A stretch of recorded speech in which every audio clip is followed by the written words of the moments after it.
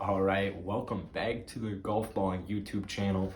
Rory McIlroy won his 20th PGA Tour event last weekend.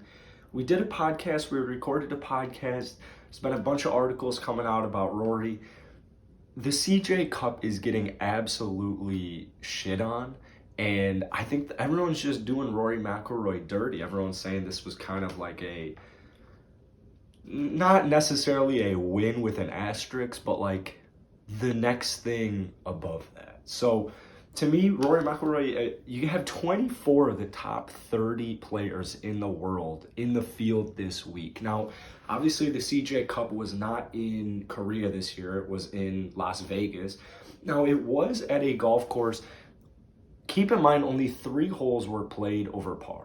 This is a course that isn't necessarily suited for PGA Tour events. This is more necessarily suited for like pretty solid golfers or just rich golfers, like just resort golfers essentially. I mean, you're a little bit out of the way from the strip, but it's Las Vegas golf, it's desert golf. There's not too much to avoid outside of the desert. So the greens, they were moving really easy for a lot of these guys, but most specifically Rory McIlroy.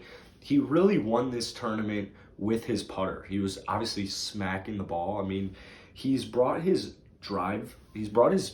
club head speed up 3 miles per hour this past season. So last year it was at 119. This year it's at 122.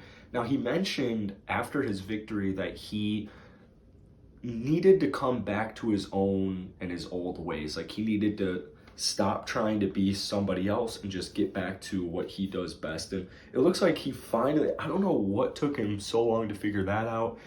I don't know if he was trying to emulate Bryson. I assume he was trying to emulate Bryson and his swing speed, because Bryson went from 125 to 132. 3 miles per hour, it's a pretty big difference at that level. But this week, Rory really won it with his putter. I mean, he was putting lights out. You saw a lot of guys like Collin Morikawa shoot 29 on the front nine. He was putting lights out.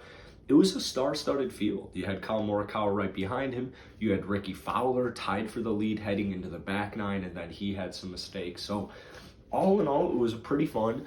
You had Rory McIlroy. This was the first of his 3 events that he's playing from now until the end of the season, or end of the year, I should say. Kind of surprising. I wasn't really anticipating this, but I guess at the same time, it is 3 tournaments in 3 months, so it's not like he's rushing back or anything. A little surprising to see Rory play this many PGA Tour events before the season hit. I guess it already has started, but with the new year, it starts in Hawaii. Kind of was anticipating not seeing him until then, but it looks like he's going to be playing in about 2 more. Hopefully he does well. I think Rory, this was a big statement win for him, because you have so many people outside after the Ryder Cup, after all the majors this year, saying Rory's washed. Rory's still a good age, still very young. He's still got plenty of gas in the tank. He's obviously getting bigger. He's getting stronger. He's hitting the ball farther.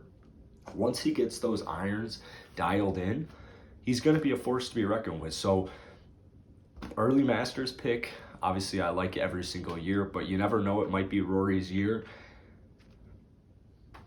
Let us know. Hit that like button, hit that sub button if you guys enjoyed. Peace.